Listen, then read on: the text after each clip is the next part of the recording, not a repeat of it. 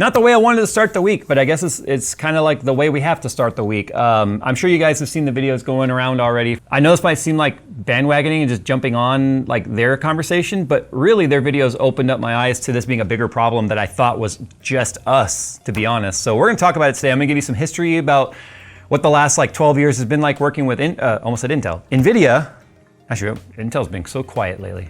Intel seems like a nice change of pace, actually, right about now. So this video is brought to you by the new GPU Apocalypse 2.0 shirt, which is kind of perfect for today's video. If you hate AI and you hate fake frames and you hate overpriced shit and you just hate NVIDIA, then this t-shirt's actually for you. So it's updated with new graphics and new Apocalypse because let's face it, the old one actually never went anywhere.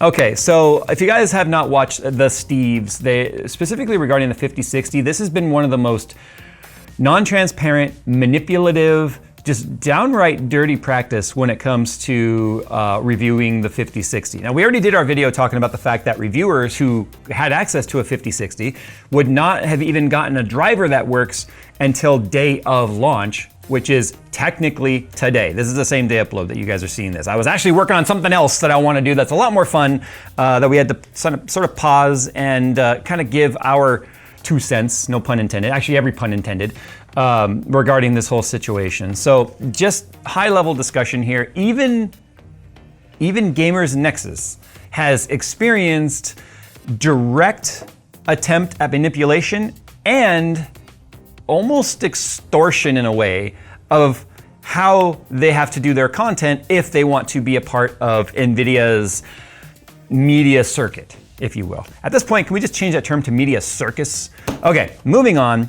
Hardware Unboxed also expressed the same sort of concerns about the way that 5060 review is being handled. Now, on the surface, it looked to a lot of us like the performance is gonna be garbage, the price to performance is just gonna be terrible, the generational uplift is gonna be pretty much non-existent, and it's not gonna really cost $299, it's gonna cost way more than that, and if you're not gonna test it with multi-frame gen on and only test it against cards that we tell you you're allowed to test against, we being NVIDIA, then you're not a part of this release cycle.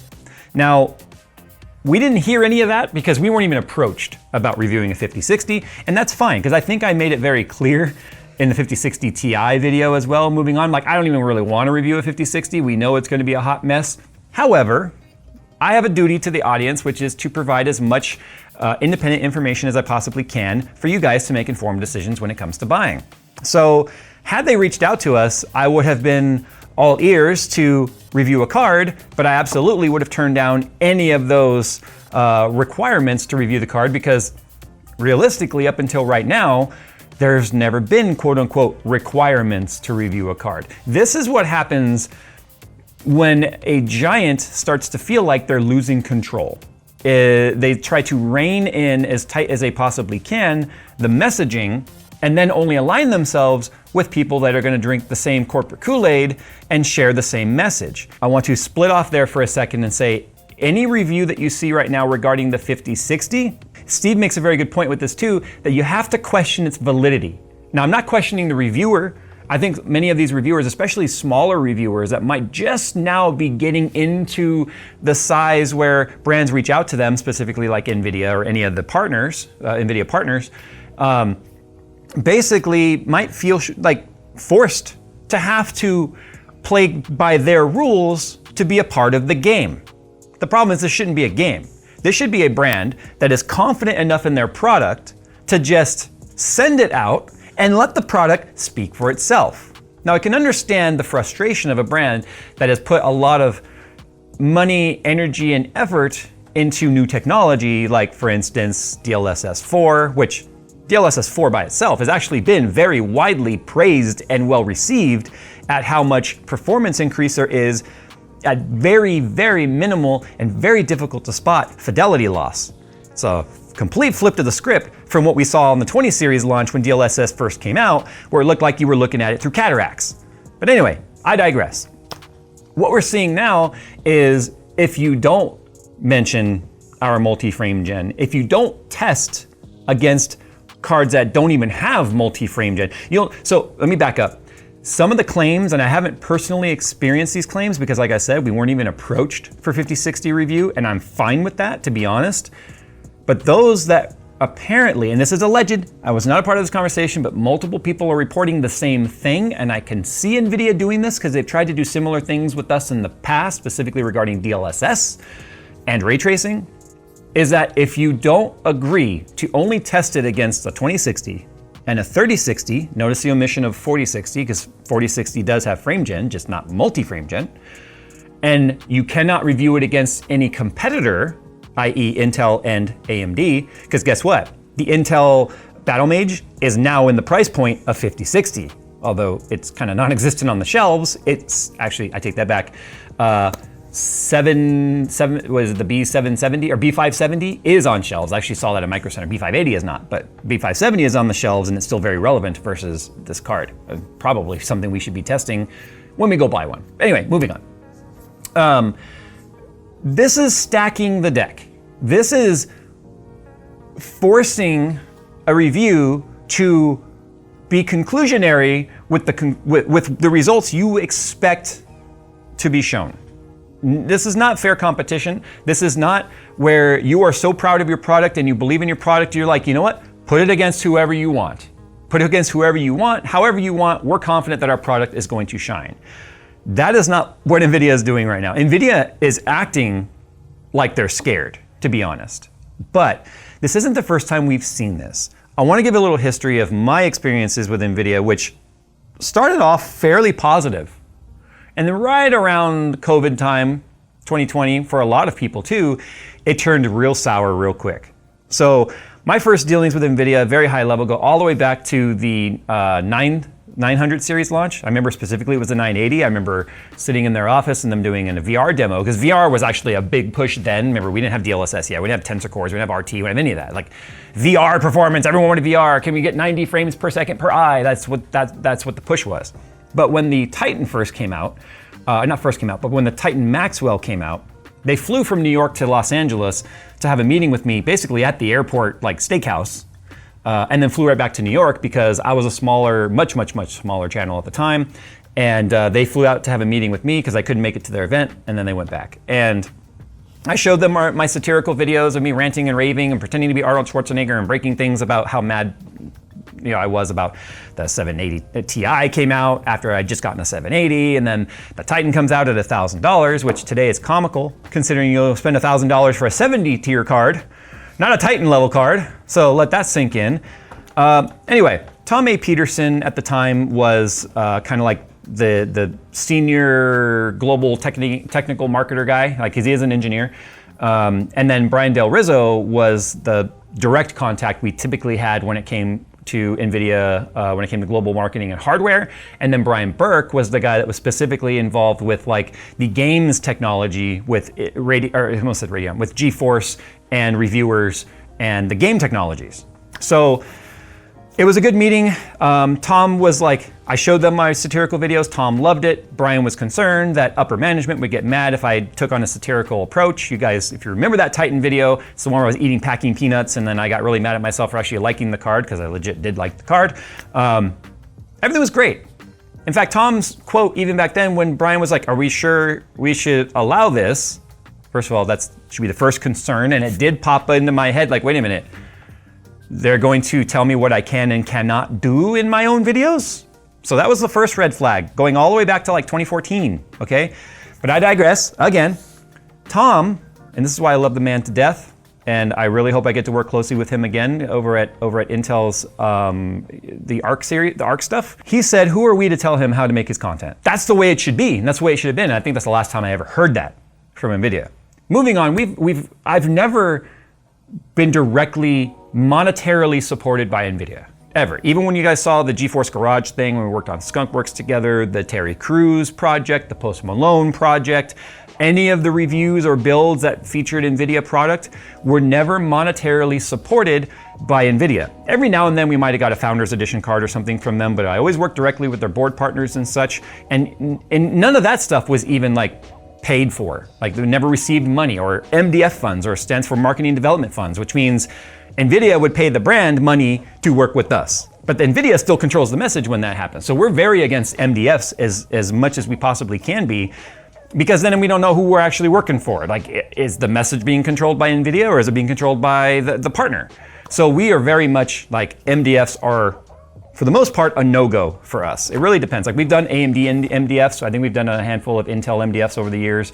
But with very red-lined contracts that remove any messaging that has to be said, right? Like I mentioned, back in around 2020 is when Hardware Unboxed basically got the shun and the strong arm of, you're not reviewing product the way we feel you should be reviewing it, therefore you will not be receiving products from us anymore. Now, let me pause there for a second. Here's the other problem with the culture at NVIDIA. NVIDIA gets to control who their partners send cards to. Let me repeat that. NVIDIA gets to control who their partners can send cards to. When you're leading up into a review cycle and you have a new product coming, board partners have to supply a list to NVIDIA of who they're sending cards to. Why? Because if NVIDIA has a problem with it, they can say no. That is a huge problem when it comes to the way that reviews are performed as far as I'm concerned. Now, let's be transparent here. AMD and Intel do that too. Whether it's CPU or GPU, anyone that's involved in a review of a mother product, in this point, like a CPU, right, involves a motherboard brand. The motherboard brands have to also say, for review purposes, who they're sending boards to, so Intel knows who's going to also be reviewing their product. Now, I've never had AMD on either the Radeon side or the CPU side, or Intel on either ARC or CPU, desktop CPUs tell us or tell brands, no, you can't work with them. We've had them have concerns over some of our accuracies and stuff in the past, which we've addressed and I've been very transparent of. And I think most of you have actually, I've gotten huge feedback saying we've really stepped up our game in terms of accuracy and the type of data we're presenting, and the brands all the way up to Intel and like AMD. NVIDIA, not so much, but they've even commented like, hey, we love what you're doing, keep it up. We like to see the growth. We like to see that even after all these years, you can teach an old dog new tricks. And yes, that's a gray hair joke. But moving forward, NVIDIA is very, very shallow in the sense that if a brand wants to send product to a reviewer they don't like, they can say no. And the partner will abide by that, because NVIDIA will start to hold the brand accountable if the reviewer says something they don't like that they've blacklisted. So they'll start to hold the AIB accountable. Now, what can they do? Well, they can start to withhold allocation. They can start to screw around with the availability and the pricing. And they've done this. In fact, they've done it to EVGA, which is one of the reasons why EVGA said, fuck you, we're done being your patsy in all of this. And EVGA was probably one of the biggest red flags on if it's that bad to work with them as one of your largest SIs, and one of the only SIs that only did NVIDIA. Almost every other I keep saying SI, AIB, any board partner, almost every other board partner works with both brands. ROG, it has Radeon and GeForce. Gigabyte, Radeon and GeForce. So the MSI, Radeon and GeForce. The big players do both. That is why, and we'll go back to 2020 in a second, but around that time frame is also when NVIDIA tried to start the GPP, or the GeForce Partner Program. That was not a reviewer thing, that was a board partner thing, where if you had to play by their rules to be a part of GPP, and those that were part of GPP got the better allocations, they got more allocation, they got earlier allocation.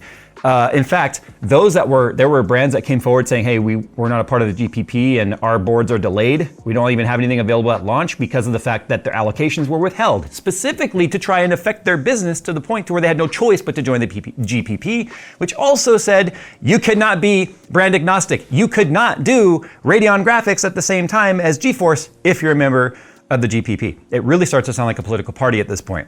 It really is the GeForce political party is what the GPP is. So moving on, that program did eventually get squashed. A lot of reviewers like myself talked and got very vocal about the anti-consumer aspect of what the GPP really was. That program, fortunately, never really saw the light of day. It only happened for a little while, right around the 20 series launch. Going back to the 20 series launch, that's when Hardware Unboxed experienced their first real strong arm effect of saying, you're not reviewing things the way we want, therefore we are going to blacklist you. Now, the irony in all of that is they didn't try that with us, and we explicitly didn't test ray tracing or DLSS or any of that. We specifically stuck to raw horsepower rasterization tests because there weren't enough titles to really talk about. There was a handful of titles. Hardware Unboxed did full dedicated content to those technologies and still got fucked when it came to all of that. And it wasn't until most of the media stood up in solidarity with Hardware Unboxed to say, you do that to them, you're doing that to all of us. And it sets a precedent. And that's not okay. It's not okay to try and influence independent reviewers. There's a reason why it's called independent. So anyway, that was when we saw the turnover, if you will, of the global marketing team that was running things at that time. Now, I don't believe still to this day that the Brian Burke and the Brian Del Rizzo and the Tom A. Peterson were the ones making those decisions. I think as time went on, it became a bit more obvious that it was stemming from C-suite leadership all the way up to Jensen himself, at the way that it was expected that the reviewers were to behave. And unfortunately, you got put on that marketing team who was working directly with the reviewers to have to communicate those messages, and then they became the fall guys. So Brian ended up retiring and moving on. Tom A. Peterson went over to Intel, as you guys know. I have no idea what Brian Burke is doing. Brandon Bell, who is also one of the, he's got the famous quote of telling me, don't worry about 12 volt high power, it just works. Anyway, we all know how that turned out, and it's still turning out. It's quite the circus, if you will. But anyway, moving on, we have a whole new team there. And as many of you may know, Jacob Freeman, formerly of EVGA, who's been with EVGA for like 20 years, is now working at NVIDIA. And I'm gonna be honest, I feel, when I talk with Jacob, and I feel like, gosh, I feel like there's regret. I really do. I think maybe, and this is just my perception, he hasn't said any of this, but I feel like there's this realization and this eye-opening of, fuck, this isn't what I thought it was gonna be. I really believe that, because I know Jacob on a personal level, and I know the communications that I'm having, and it's not Jacob. But moving on, even with the new management, I had, not management, but new team, I had very transparent conversations with them saying, look, the previous marketing guys completely destroyed the reviewer-consumer relationship, and how is this gonna be addressed? And I was assured by even those above Jacob that, look, NVIDIA has made mistakes. We know where we've made those mistakes. This is how we're addressing these mistakes, and here's how we're gonna keep them from happening again. This goes back to about 2021, 2022. Now that's before even Jacob got on board, but if we go back to as recently as 2023, actually, is it 23 or 22? I think it's 22, whatever. One of the last LTXs, I even had a meeting with NVIDIA there because they were at LTX. The same thing. Hey, we hear your concerns. How can we be better? And they seem very open and interested.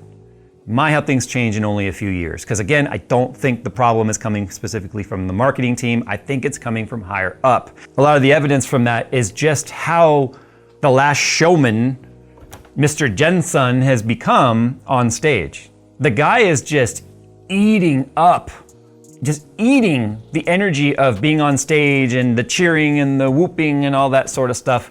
I mean, there's even been an evolution of the jacket. And it's like, when that becomes you, like, the jacket was such a joke, but now it's almost become kind of a sad meme, if you will.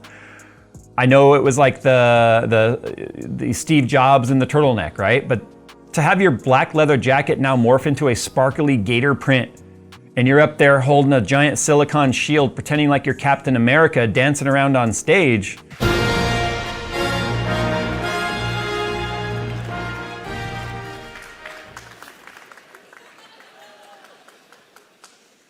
Wait for it. I thought I was worthy. I don't know if there is a stage big enough to hold the weight of the ego that has been formed over the years. Now that's what happens when you become the most rich tech company on the planet. That's what happens. The thing is, when you grow to that level, you either stay grounded and real, or you turn into an egotistical maniac. And that's what we've got right now, is an egotistical maniac that literally all of this problem that we're seeing with the crumbs of products we're being like given now as consumers, almost like NVIDIA is doing us a favor even staying in the consumer GPU market, considering AI is the house that GeForce built. And we've already talked about that quote a million times. That tells you everything you need to know. It's disgusting. Now I want to move on to what some of the most recent business dealings have been like with NVIDIA. As I said, we've never taken money directly from NVIDIA, and we've even avoided MDFs. But TwitchCon last year, I did that build at the PNY booth. That was a direct relationship with PNY and NVIDIA. I was paid to go to TwitchCon, do a live build at the booth, on camera, and do a giveaway. And that's not that abnormal to do something like that. It was mostly through PNY, but there was a portion of that budget that had to come directly from NVIDIA. And that's what I've already also talked about, the whole MDF flow through. I don't agree with that. I want the relationship and the transaction to be specifically with the parties involved. That way there's the contracts and all that are clear. It's the first time I ever agreed, fine, we will receive some funds for the cost we're putting out to go to TwitchCon and stay at the hotels and bring the team and salary. There's cost involved in doing that. I don't feel dirty for saying we're gonna get paid to show up to that. We don't charge to go to like CES and Computex and all that sort of stuff. But that particular that was the only reason we were there. So we had net 15 days on payment. It took almost 100 days to get paid from NVIDIA. A multi-trillion-dollar company took over 90 days, almost 100 days to get paid. And let me tell you what's worse about that.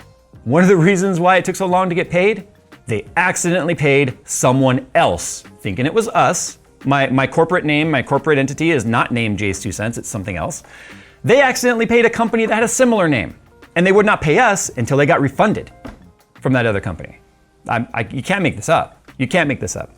So it became one of those things where it's like, man, when you're that big and you're that discombobulated, what other corporate and cultural problems exist within the company? Well, I think we're seeing it now, because I think with the new team that's there for the marketing team, it's only so long that you can push back against the culture before the culture beats you into either forming to that culture or you move on. And it's unfortunate because this isn't the GeForce I remember. The GeForce brand was consumer friendly and I'm going back to like early 2000s, right? We're talking about like when the first GeForce 256 came out, GeForce 2, and then obviously we had the 200 series, which the dual GPUs like the GTX 295, cool stuff, cool projects that were like, look at what we're doing. But that was before the head turned into a Macy's Day Parade float, when it comes to the ego that's running the ship and running the company. And then what? Ultimately, it doesn't matter, because like Gordon said at the end of Steve's video, which was from a previous Computex trip, all of us complain and whine and get outraged. But how many of you right now are outraged and have a GeForce product in your computer? Because there's a monopoly here right now. I mean, we have Radeon, but they don't compete at the level that NVIDIA does when it comes to enthusiasts. Now, I'm telling you right now, the last few builds I've done have all featured AMD CPUs and such, and we're starting to feature more Radeon graphics, but it doesn't help when Radeon even announces, or AMD announces, we're not gonna try and compete in the high-end space, which just then leaves the high-end space to one company. Now, that's not where they make most of their money. In fact, they don't make most of their money on any of the graphics cards for NVIDIA. It's all AI, as we already talked about, and servers and AI farms and such. But it's the scenario we live in right now, and it sucks because I do think, although the 50 series has been quite unique when it comes to issues and concerns with drivers and hardware and missing ROPs and all the things, prior to that, up to the 4080, 4090 aside because of the cable problems, it's one of those things where like you can have what feels like a very good product. DLSS has improved to, like DLSS 4 is pretty damn amazing. There's a lot of positive coverage on DLSS 4 from both the Steves who were very critical on NVIDIA, but very like positive leaning towards like the DLSS 4 technology. Ray tracing performance has continued to improve. And I mean, multi-frame gen is just the next tech that they've sort of showcased on there. And like anything else, we're all pushing back against that because it has drawbacks to it. But because we're not drinking the same Kool-Aid from NVIDIA, they're just holding it against us for not buying in yet. And I say yet because for me, all I need for frame gen is for the input latency to somehow improve, but I don't know how you do that when the frame is being drawn without any input. It has to wait till the next base frame to be drawn, and that's where the input is calculated. But anyway, moving on, what I was starting to say is that the cards have been good.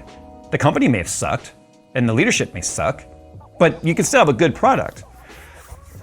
50 series has been sort of the exclusion from that though, because every single 50 series card that's launched has had something wrong, either on a software or a hardware level, which is just, how do ROPs miss? How do you miss ROPs? Like, how do you fuse it wrong? How do you do that? Anyway, moving on. I thought this was a more isolated thing with the 5060 about us not being included in that because of the fact that I've been so vocally critical, but we all have. So that's when I started to realize like, oh, okay, yeah, if they were setting new rules, either they're holding it against us the way that we've talked out against NVIDIA in the past, or I'd like to think they just knew we would never agree to the review parameters that had to be met, that they just didn't even bother reaching out to us. Now I was told, hey, there's an editor's day Zoom call, here's the link, pop in if you want to, but we were never approached about being sampled. None of the AIBs approached us about being sampled, which tells me there might be that blacklist happening between NVIDIA and the AIBs. But at the same time, the one brand that I reached out to that is willing to seed us one, which they said couldn't even send us one until they were on shelves, which is weird because I can just go buy one, is Asus on top of everything. But I think it's because Asus is probably hungry to reestablish a relationship. And we're still in a very much like, I don't know how I feel about that. But what a time to be alive right now. And we already talked about, the timing of putting review embargo and driver embargo at the same time everyone's in Computex, and no mention of 5060 at all in Computex, which it goes live now during Computex. You would think you would mention it. Nope, because it is a soft, silent launch, because it is probably a steaming pile of shit. Now, one of the things I'm gonna do when we end this video right now is we're gonna actually go to Micro Center and buy probably, I was actually trying to work on a new personal build because of reasons, which you'll see in another video. It's one of the first times it's actually a necessity versus a want, but I digress. We're gonna probably, I'm sure there's 5060 sitting on the shelf. In fact, let me look right now. I'm curious. It is launch day. There has to be in stock, 25 in stock, 3 in stock, 19 in stock, 6 in stock, 7 in stock, 10 in stock, 12 in stock. There's plenty. Nobody wants it. And NVIDIA knows that. So that's why they're just trying to silently roll it out there. Anyway, we're probably blacklisted. I don't care. We have other means of getting the cards. And if we have to wait till shelf availability because of the blacklist thing we've already talked about when it comes to the partners, that's fine. I almost wear that with a badge of honor. It means we stuck to our values so strongly that we're actually not liked by a brand because of our values, in my opinion, being higher than theirs. So if that's the way it is, then you know what? You know, some written article magazines and stuff give an award. We'll call ours the High Value Award. High Values Award. I don't have high value, but I have high values. And one other thing I want to mention here too, I think I already said it at the beginning. Steve makes a very good point. And I know I'm referencing his videos a lot because it became very eye-opening that somebody who's known to go scorch earth as much as Steve, also getting strong-armed and threatened with not having access to these engineering discussions that he gets to have. That just has to tell you the level of arrogance that NVIDIA has. It basically invites the scorched earth comment or video, which is what's on the screen right behind me right now.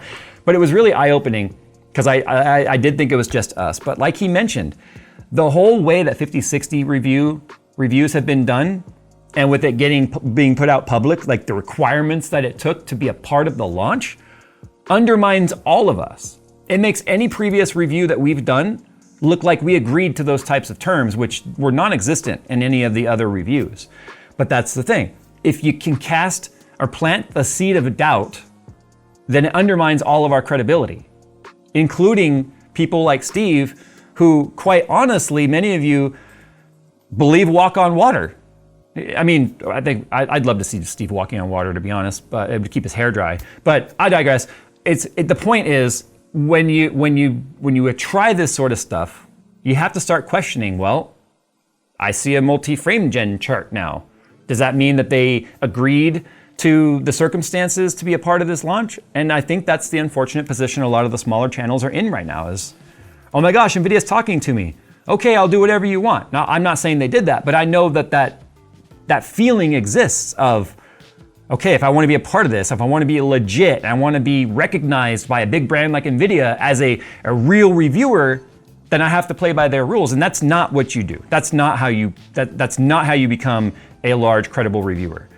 So I really hope that the reviews that are out today on the 5060 don't fall into that category, because that's like cutting off your own foot before you ever start running in the race. And it's not gonna work out for you long term it's just not.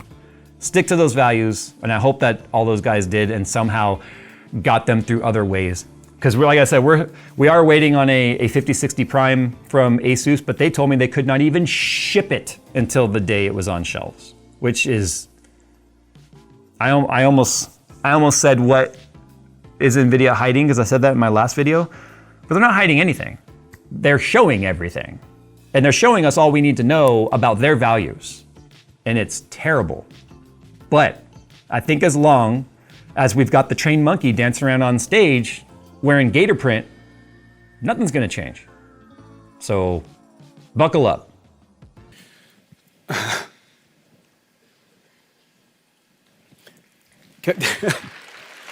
Can I have a Michelob Ultra?